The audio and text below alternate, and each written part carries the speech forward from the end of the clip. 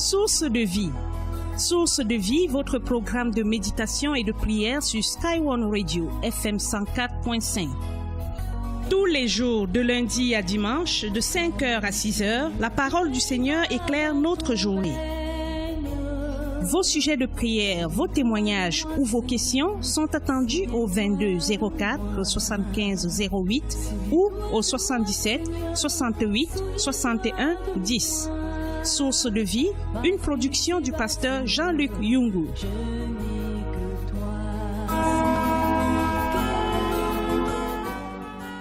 auditeurs, bonjour.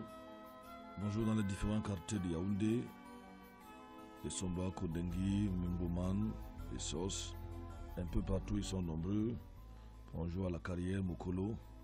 Bonjour à tous ceux qui me disent déjà bonjour depuis 4h19. J'étais encore à genoux en train de prier quand le premier bonjour est arrivé. Merci pour vos encouragements. Merci pour les SMS. Merci pour ceux qui sont délivrés par la grâce de Dieu. Merci pour ceux qui reçoivent le Seigneur et deviennent forts dans leur marche chrétienne. Merci à ceux qui continuent à dire bonjour. Que le Seigneur vous bénisse au 77 40 47 22. Ce petit bib, ce petit bonjour nous encourage et nous montre déjà que vous êtes à l'écoute. Bonjour même aussi à ceux qui souvent n'appellent pas.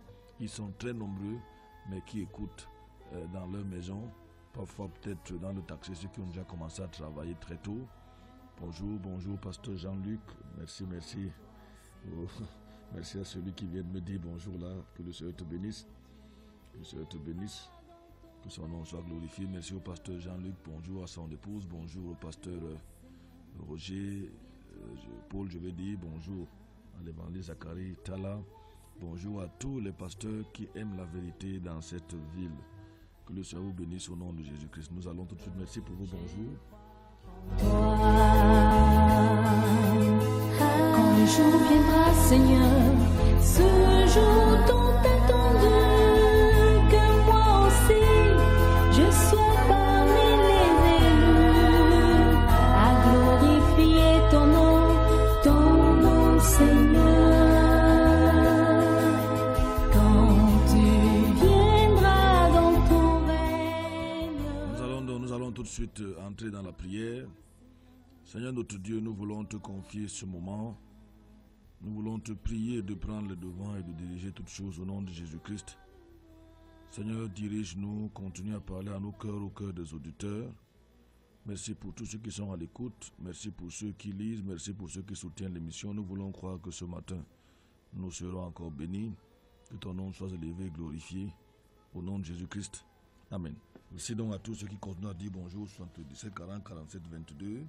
Aujourd'hui, nous allons chanter ensemble juste un petit chœur. Merci à ce numéro 99 56 78 22. Que le Seigneur vous bénisse. Merci pour les bonjours. Aujourd'hui, nous allons apprendre un petit chant ensemble en quelques secondes. Il se chante ainsi. Chez vous, les cultes de famille, vous qui aimez Source de vie, pouvez chanter, l'apprendre avec moi, le chanter avec moi. C'est juste une phrase.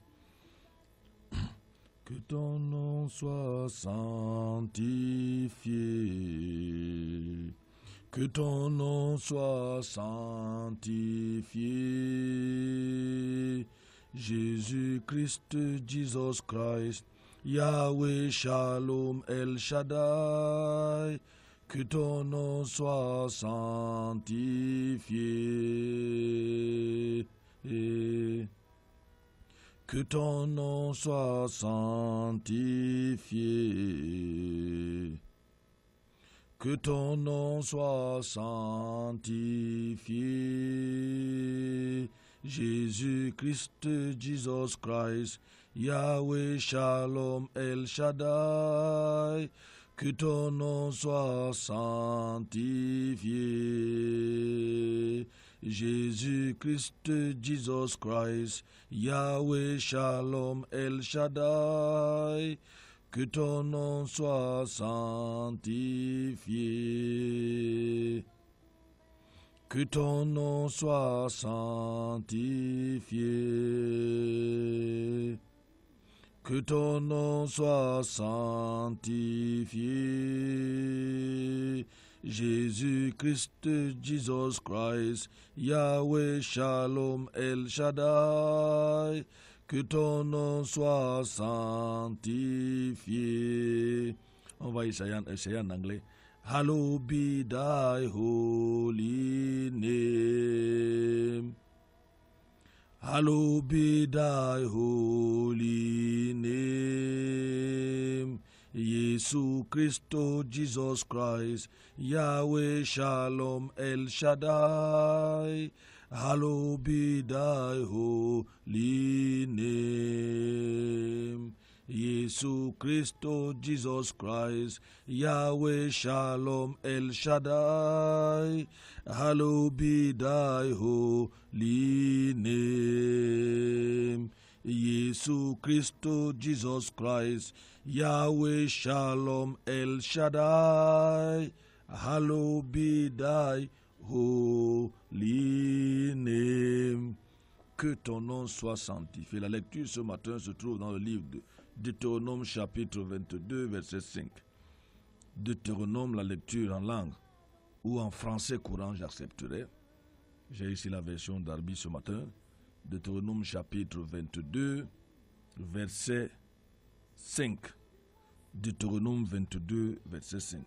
La question ce matin pour nous permettre juste de savoir si nous sommes ensemble, si nous avons évolué, est la suivante. Donnez-moi le nombre de fois qu'on trouve le mot sainteté dans la Bible. Je ne dis pas saint, je précise bien. Je dis sainteté. Peut-être que demain je parlerai de saint parce que nous avons dit tout cela ici depuis qu'on a commencé à enseigner sur le thème je vais dire qu'est-ce que la sainteté. Vous voyez dans la prière hebdomadaire que les gens récitent souvent comme le perroquet, sans toutefois comprendre. Jésus commence par dire notre Père qui est aux cieux, que ton nom soit sanctifié. Donc Dieu tient à la sainteté. C'est pour ça que nous avons vu que près de 1200 voire 1300 fois, le mot saint, le mot sainteté, le mot justice et le mot juste apparaît dans la Bible. Que signifie donc le mot sainteté et combien de fois il se trouve dans la Bible? Juste pour voir si nous avons bien suivi notre enseignement. Ceci dit, nous avons commencé, juste vous dire ce qu'on a déjà parcouru, sainteté et constance. Nous avons démontré à ce niveau que Dieu n'a jamais changé. C'est les hommes qui ont changé. La loi de Dieu, les commandements de Dieu restent les mêmes. Les commandements, c'est loi morale. On a vu sainteté et devoir plus ou moins. Sainteté et devoir plus ou moins. Et là, on a démontré que depuis l'Ancien Testament, Dieu aime ceux qui gardent et qui respectent ses commandements. Ensuite, nous avons parlé de sainteté et loi. Ces commandements ennuyeux, ce que les gens aimeraient qu'on enlève de la Bible, qu'on soustrait parce qu'ils veulent vivre comme ils veulent. Nous avons parlé hier de sainteté et justification. Nous avons dit à ce niveau que lorsqu'on donne notre vie au Seigneur, Dieu nous impute sa sainteté et on commence à grandir dans cette sainteté. C'est pour ça qu'on ne pratique plus le péché. Et 1 Jean chapitre 3 verset 8, 9, 10 nous dit, celui qui pêche est du diable, car le diable pêche dès le commencement. Au chapitre 5, nous avons parlé de sainteté et croissance, car il dit, à ce niveau nous avons appris qu'il nous fallait nous dépouiller de nos vieilles habitudes, de notre vie passée, et revêtir l'homme nouveau. Je me suis arrêté un peu pour évoquer ce point qui est souligné dans le livre avec beaucoup d'attention, le revêtement de l'homme nouveau, le livre de meilleurs secrets de Dieu. Ceci dit, ce matin, nous commençons la 6e leçon. J'espère que nous pourrons aborder la 7e, je l'espère, et la terminer. Mais je vous donne déjà rendez-vous sur la 9e ou 10e leçon. Celle-là fait couler beaucoup d'encre. Et je sais qu'elle va faire couler beaucoup d'encre. Préparez-vous. Elle pourra être soit en 9e, soit en 10e position. Le thème est sainteté et télévision. La vision du diable.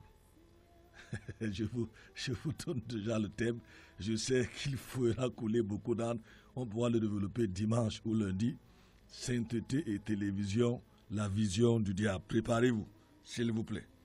Que le Seigneur vous bénisse. Et je bénis une fois de plus le Seigneur pour notre émission Source de vie. Cet enseignement ne peut plus passer dans une radio chrétienne ici que je connais. Il ne peut plus passer. Et il y a quelque temps, j'ai discuté avec un des dirigeants là-bas. Il a suivi dans la voiture, j'étais avec lui. L'enseignement que j'ai donné ici, je crois que j'avais commencé, ou c'est le pasteur Jean-Luc qui a commencé, j'ai suivi, je ne sais plus, bref. Nous avons parlé de ça pendant près de 2 mois. comment reconnaître les faux pasteurs, les faux prophètes, les faux docteurs. Ce dirigeant m'a dit, cet enseignement ne peut pas passer dans notre radio, une radio chrétienne. 3 points de suspension, je préfère m'arrêter là. Je le cite, ceci ne peut pas passer dans notre radio. Et je sais qu'actuellement là-bas, il est impossible que le message « Qu'est-ce que la sainteté ?» passe. Mais je vais dire aux auditeurs, si nous ne vivons pas de manière sainte, comme Dieu le veut, qui est 3 fois saint, nous l'avons démontré déjà jusqu'au niveau de ce chapitre, on va aller jusqu'à la fin de la leçon, je l'espère, nous ne verrons pas Dieu. Aujourd'hui donc, la leçon 6, ou le chapitre 6, c'est sainteté et apparence extérieure. Alors là, ceci, alors c'est impossible que ça passe là-bas, impossible, actuellement. Sainteté et apparence extérieure, majorée sur les mineurs. Sainteté et apparence extérieure. 1 Samuel chapitre 16, verset 7. L'homme regarde à ce qui frappe les yeux, mais l'Éternel regarde au cœur. Merci à ceux qui continuent encore à dire bonjour, merci. L'homme regarde à ce qui frappe les yeux, mais l'Éternel regarde au cœur. 1 Samuel chapitre 16, verset 7. Vous venez, chers auditeurs, de lire ou d'entendre l'un des versets les plus mal compris et les plus mal appliqués de toute la Bible. Je le répète, il y a des auditeurs qui sont venus me voir à la fin. Je rappelle déjà que je vais attendre la fin là. Pendant 20 à 30 minutes, je suis parti. Je suis arrivé chez moi peut-être 2 heures après, à force d'écouter et rencontrer les auditeurs, non seulement pas ceux qui voulaient prendre le livre, mais ceux qui voulaient aussi des conseils. Je répète donc cette phrase-ci, j'espère que je ne vais pas vite. 1 Samuel chapitre 16, verset 7. L'homme regarde à ce qui frappe les yeux, mais l'Éternel regarde au cœur. Vous venez donc ainsi d'entendre, chers auditeurs, l'un des versets, sinon le plus mal compris et le plus mal appliqué de toute la Bible. Évidemment, par qui? Par les soi-disant églises de réveil, entre guillemets. Et dans le livre sur le meurtre, c'est que Dieu, je mets toujours ça entre guillemets. Parce que beaucoup de gens se disent réveillés, mais ils ne sont pas réveillés. D'ailleurs, un chanteur l'a dit. Par conséquent, ce verset a plusieurs fois été utilisé hors de son contexte pour prétendre que Dieu ne se soucie pas de l'apparence extérieure d'un homme. Que Dieu ne regarde pas l'extérieur. Voilà pourquoi je dis que le verset là est mal compris. Il regarde seulement l'intérieur. C'est pour ça que vous allez entendre les citations dans les églises, entre guillemets, de réveil. Entre guillemets, de réveil. Parce qu'à ce niveau, même les églises dites traditionnelles, qu'on accuse, qu'on dit qu'elles sont mortes, qu'on dit qu'elles ne sont pas la vérité. Je cite ici, je dis qu'on dit. Je cite ici l'église catholique. Vous ne verrez jamais les sœurs de l'église catholique maquillées ou habillées en pantalon ou habillées n'importe comment. Jamais défriser les cheveux. Les cheveux sont naturels. Jamais avec des boucles d'oreilles. Et pourtant, on dit que c'est une église morte. Vous ne verrez dernièrement dans une église catholique, un prêtre a refusé de donner la communion à une femme parce qu'elle était habillée en pantalon. Mais regardez un peu comment les femmes des pasteurs ou les révérendes sont habillées dans les églises de réveil. Regardez seulement leur tenue. Mais vous êtes séduits tout de suite. Dernièrement, j'étais ici avec mon épouse, la sœur Ève, et on a cité ensemble cet article de Mutation il y a quelques années, parlant d'une artiste chrétienne qui est révérende. Le journaliste disait, avec sa façon, ses lèvres de croqueuse, parce qu'elle était sauvagement maquillée, il appelle ça ses lèvres de croqueuse, on ne lui donnerait pas le bon Dieu sans confession. J'ai acheté, à cause de cette description, j'ai acheté ce journal. À cause de ce verset que les gens prennent hors du contexte, on vous dit que la foi, c'est dans le cœur. Donc Dieu ne regarde pas le vêtement, il ne regarde pas les cheveux, il ne regarde pas le maquillage ou le décapage, etc. C'est pour ça qu'on peut trouver des femmes aujourd'hui avec 3 ou 4 couleurs différentes. À force de se maquiller, la joue gauche est bordeaux, l'autre est verte, l'autre est jaune. Et mais elles sont anciennes l'église, elles sont peut-être, je ne sais pas, diacres, elles sont ceci, elles sont cela. Alors qu'en fait, Samuel avait reçu l'instruction de ne pas oindre un homme à cause de sa grande taille et de sa belle prestance. Parce qu'à l'époque, pour être soldat en Israël, il fallait avoir une très grande taille. Il fallait être costaud. Il fallait être bien musclé. Même les soldats romains, puisque rappelez-vous à l'époque, il n'y avait pas des avions pour aller bombarder la Libye ou la Côte d'Ivoire, comme on fait aujourd'hui. Il y avait plutôt des combats corps à corps. Un homme comme Goliath avait environ 3 mètres. C'est pour ça que les enfants d'Israël fuyaient. Seule son épée pesait des dizaines de kilos. Alors, Samuel, lui, il avait la façon de voir des hommes. Il pensait que Dieu devait délivrer avec un soldat si costaud. Et quand il va dans la maison d'Isaïe, il regarde les enfants d'Isaïe qui défilent devant lui. Il voit ceux qui ont déjà fait la guerre, qui ont bien travaillé leurs muscles, qui ont des muscles atrophiés, je veux dire hypertrophiés. Il se dit, voilà ceux-là.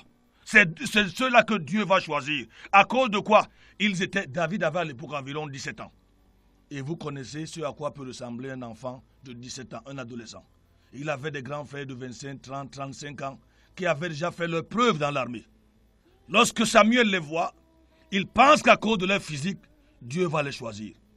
Malheureusement, les gens ont pris ce verset aujourd'hui pour nous matraquer les oreilles, pour nous attaquer et nous dire que même si tu marches nu, ça ne dérange pas. Qu'on voit tes parties intimes ou pas, ça ne te dérange pas. Ce que Dieu veut, c'est le cœur. Je suis dans 1 Samuel chapitre 9, versets 1 et 2.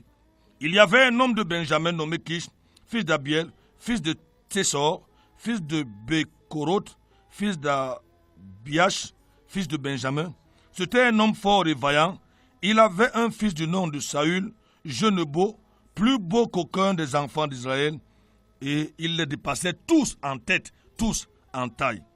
1 Samuel chapitre 16, versets 1 à 7, il est écrit, l'Éternel dit à Samuel, quand cesseras-tu de pleurer sur Saül? Je l'ai rejeté, j'ai dit 1 Samuel 16, versets 1 à 7. Il ne faut pas que les auditeurs me disent que tu allais très vite. Je l'ai rejeté afin qu'il ne règne plus sur Israël. Remplis ta corne d'huile, et va, je t'enverrai chez Isaïe, Bethlémite, car j'ai vu parmi ses fils celui que je désire pour roi. Samuel dit, comment irai-je?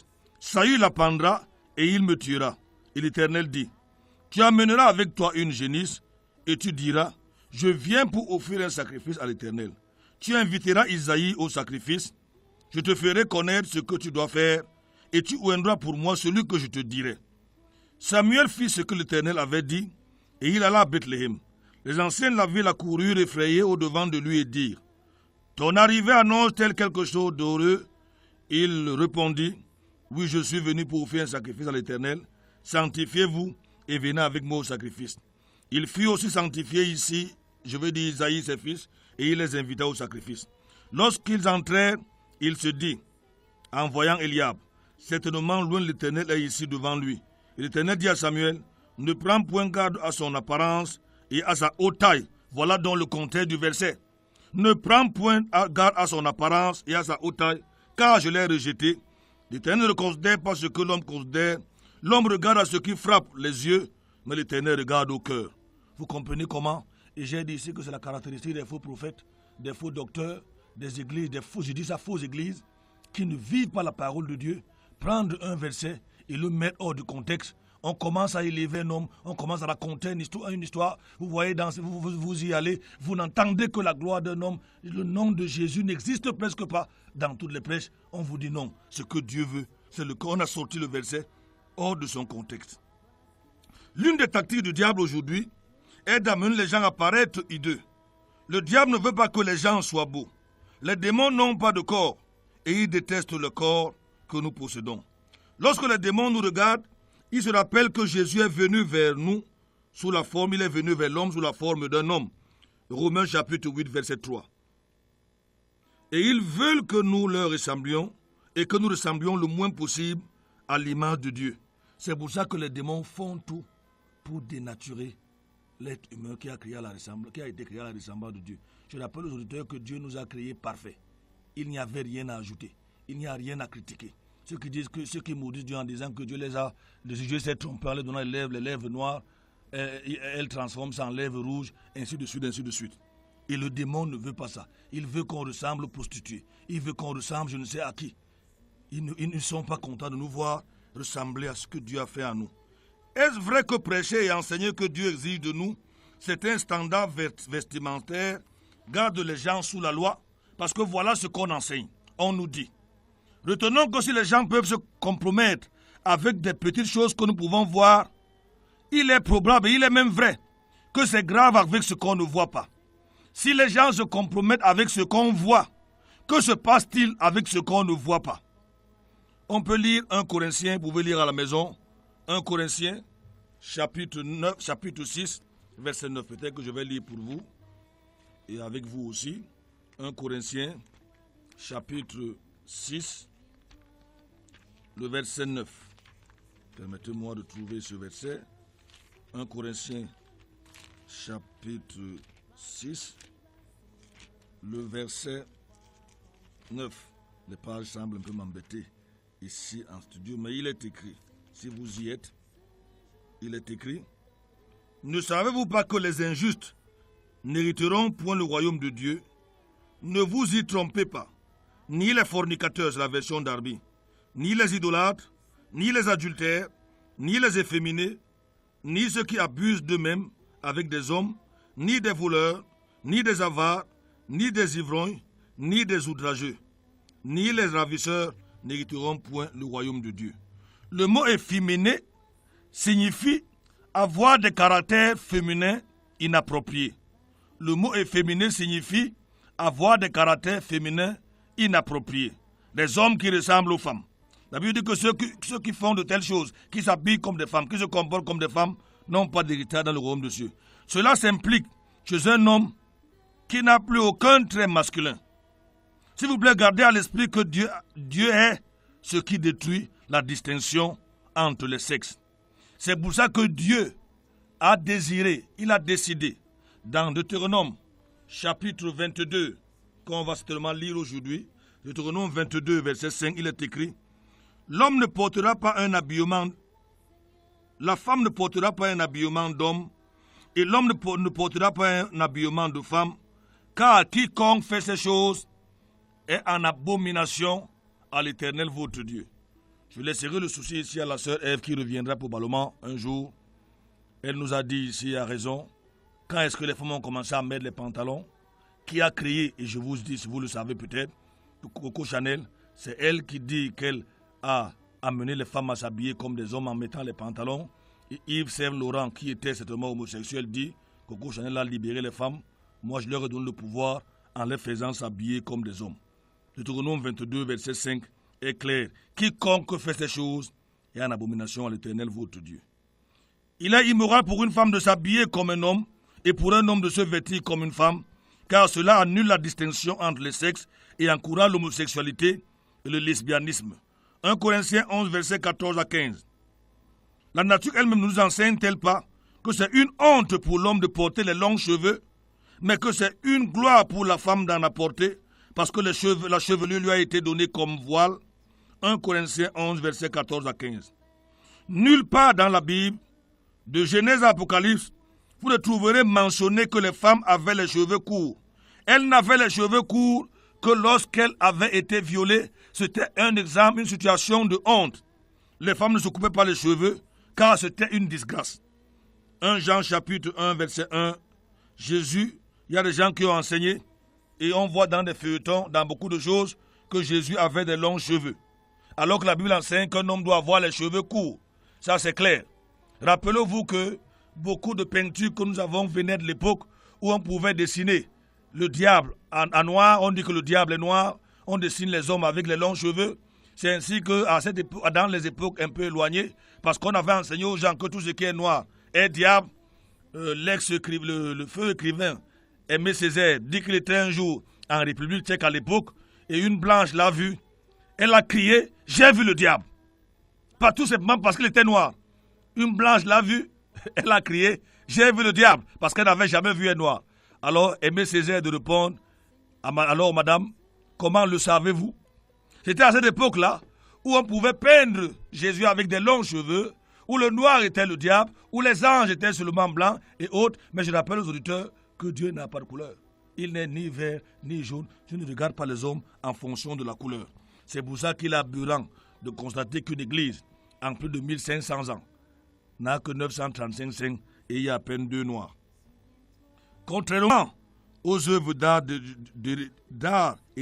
héritées de la période d'obscurantisme, donc, les hommes du temps de Jésus n'avaient pas de longs cheveux. À cause des œuvres d'art de cette époque, nous représentons, où les gens représentent Jésus avec des cheveux longs, le diable avec des cornes et une fourche, tout de noir vêtu, et des anges féminins. Certains diront que Jésus était nazaréen et avait donc de longs cheveux. Jésus n'était pas naziréen, mais il était nazaréen. Il y a une différence entre naziréen et nazaréen. Nazaréen, ça veut dire qu'il venait de Nazareth. Même s'il avait été naziréen, ces personnes n'avaient pas de longs cheveux pendant toute leur vie. À un moment, ils devaient se raser. Juge chapitre 16, versets 15 à 22. Contrairement à des opinions mal orientées, les hommes au jour de Jésus n'avaient donc pas de longs cheveux. Un grand nombre d'entre eux se rasaient la tête. Certains essayeront de rendre nus les enseignements de Paul en lisant 1 Corinthiens chapitre 11, versets 4 à 16 et en disant que cela ne s'applique pas à nous aujourd'hui. Les gens ont toujours des raisons et ce qui est souvent grave, c'est que c'est des gens qui vont dans les églises, qui critiquent ou qui dénoncent ou qui ne sont pas d'accord avec la Bible. Ce n'est pas ceux qui sont des païens. L'instruction trouvée dans 1 Corinthiens chapitre 11, verset 4 à 16 est valable aussi longtemps qu'il y a les anges. Verset 10. D'autres s'empareront du verset 16 pour rendre vide le reste de ce passage. Si nous faisons cela, nous ne sommes pas sages. Paul établit ici des règles dans les chapitres, dans le verset 15, et il les scelle dans le 16e verset en disant aux gens des églises de Dieu que nous n'avons pas l'habitude de contester ni de discuter la parole de Dieu. Nous n'avons pas l'habitude de contester ni de discuter la parole de Dieu. On va écouter un petit bout de musique et on aborde sainteté, peut-être le générique, sainteté et modestie. Souviens-toi de moi, Seigneur, souviens-toi de moi. Souviens-toi de moi, Seigneur, souviens-toi de moi. Parce qu'ici-bas, Seigneur, je n'ai que toi. Le téléphone sera ouvert dans quelques minutes. Nous avons évoqué sainteté, apparence extérieure. Dieu se soucie pas seulement de notre cœur, mais de notre apparence extérieure. Dieu veut que nous soyons différents dans ce monde, parce que nous le craignons. On va aborder sainteté et modestie. Mais ce n'était qu'une petite chose. Sainteté et modestie, ce n'était qu'une petite chose. Il y a plusieurs années, une fusée de 8 millions de dollars avait été détruite parce que quelqu'un avait mal placé un tiret dans un programme informatique. Ce n'était qu'une petite chose. Quelqu'un avait seulement oublié de mettre un tiret dans un programme informatique. Une fusée de plus de 4 milliards de francs CFA a explosé. Il y a quelques années également, la fusée Challenge a explosé lors de sa sortie dans l'atmosphère parce qu'il y avait une petite fuite quelque part. Une petite fuite, elle a explosé, tout son équipage a disparu. Il y a quelques années également, je sortais du voyage du côté de Kribé dans les campements en Pygmée. Il y avait une vibration que je ressentais, c'était un mécanicien qui me conduisait à l'époque là. Je ressentais au niveau de la route du côté chauffeur. Je lui ai dit, je sens une vibration, je préfère qu'on s'arrête, qu'on voit ce qui se passe. Il m'a dit, pasteur, c'est que vous ne savez pas, qu'on ne maîtrisez pas ces choses-là. Quand je vais à plus de 100, 120 à l'heure, la stabilité revient, donc c'est pas grave. Nous sommes arrivés à Idéa, j'ai insisté, j'ai dit, mais cette vibration me semble bizarre, il vaut mieux vérifier. Il m'a dit, pasteur, c'est rien, nous allons continuer. Nous sommes arrivés à 33 km de Yaoundé, il y a eu éclatement du pneu, nous étions environ à 120 à l'heure. Nous nous sommes retrouvés dans un ravin. Heureusement que c'était une Mercedes. Et surtout la grâce de Dieu, nous ne serions plus de ce monde aujourd'hui. Lorsque nous avons réussi à sortir de là, conséquent radiateur complètement coupé, le système de direction complètement coupé en plusieurs morceaux, la coque un peu touchée. Nous sommes sortis de ce que les Camerounais appellent le Sissongo parce que nous étions dans un jardin de fleurs, dans des ravins, les gens sont venus nous aider. Ce n'était qu'une petite vibration au départ, puisqu'aujourd'hui la voiture n'en a plus été récupérée, il fallait acheter une autre coque. Ce n'était qu'une petite vibration. Cantique des Cantiques, chapitre 2, verset 15.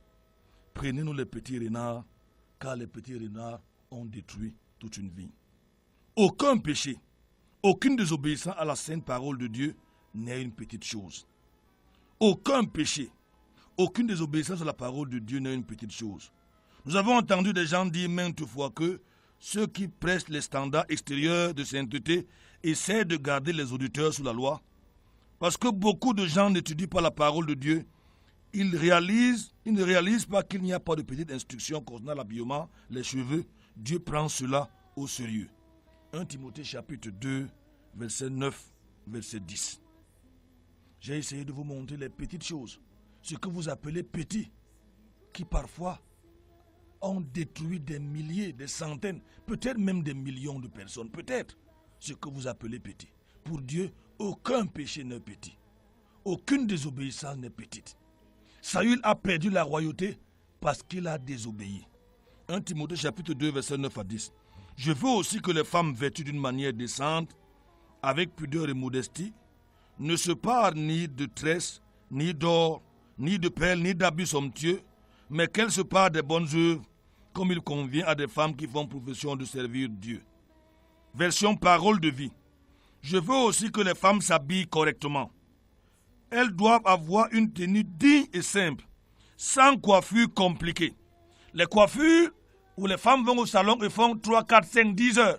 Il y a des coiffures qu'on commence aujourd'hui, elles se terminent dans 2 ou 3 jours. Nous avons vu ce genre de cas. Mais ces mêmes femmes ne peuvent pas prier pendant 5 minutes. Elles ne lisent jamais leur Bible. L'apôtre dit ici dans la version parole de vie, qui est une version en français courant, je veux que les femmes s'habillent simplement, pas de tenues somptueuses, correctement. Ça veut dire des tenues qui ne montrent pas les parties de leur corps. Elles ne doivent pas avoir des coiffures compliquées. Elles ne doivent pas porter des bijoux en or, ni des perles, ou des habits qui coûtent trop cher. Ça, c'est la version parole de vie, français courant, 1 Timothée chapitre 2, verset 9 à 10. Pudeur vient d'un terme grec qui signifie honte envers les hommes. Modestie fait référence au respect.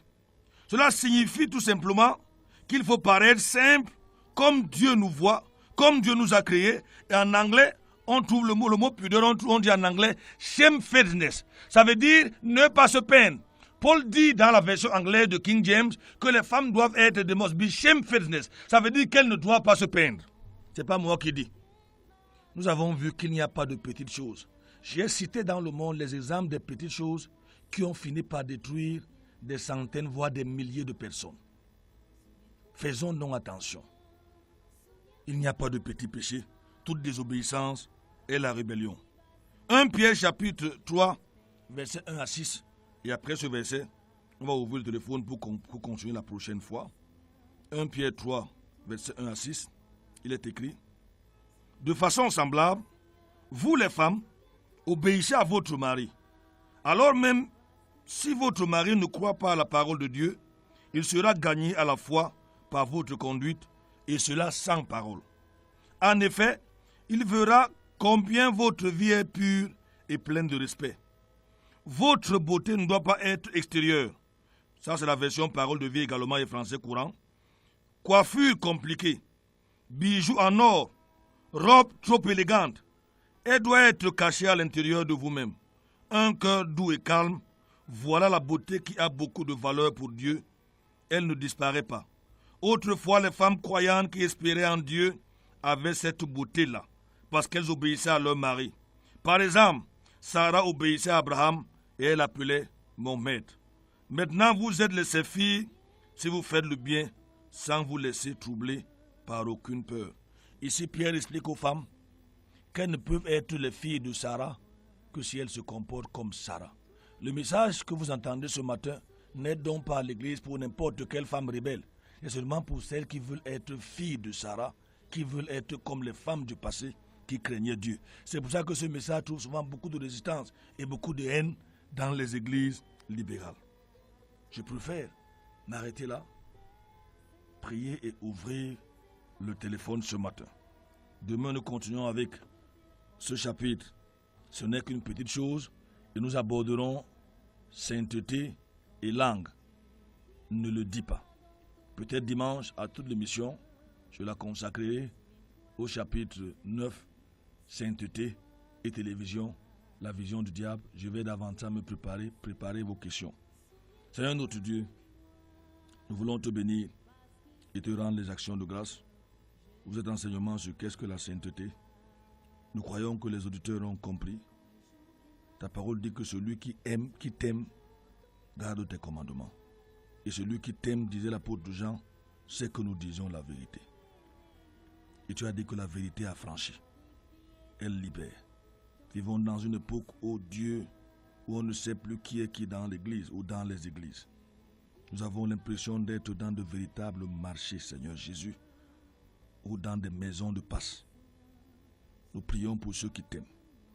Tu as toujours une pensée pour ceux qui sont sincères dans les églises. Et tu les as soutenus.